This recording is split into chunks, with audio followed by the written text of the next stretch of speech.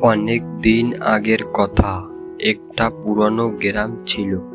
গ্রামের মসজিদে নতুন মুয়াজ্জিন আসে। মুয়াজ্জিনের নাম ছিল রাশেদ।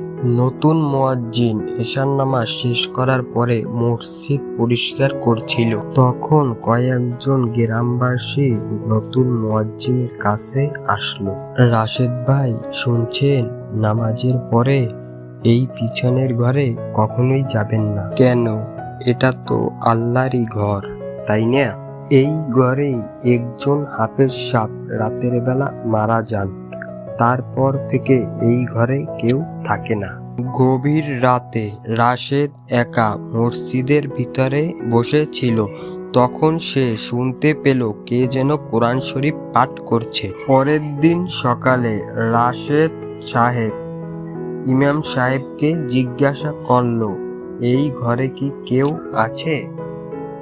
ইমাম সাহেব বলেন, 10 বছর আগে এই ঘরে একজন হাফেজ ছিলেন, যিনি কোরআন শরীফ মুখস্থ করেছিলেন, কিন্তু শেষ আয়াত পড়ার আগেই তিনি মারা যান। তারপর থেকে এই ঘরে কেউ আর ঢোকে না। রাশেদ সাহেব বললেন, আমি তার হয়ে শেষ আয়াতটি পাঠ করব।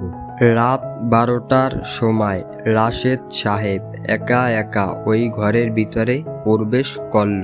তারপরে হাফেজ সাহেবের আত্মাটি রাশেদ সাহেবকে বলল, তাড়াতাড়ি আয়াতটি পাঠ করো।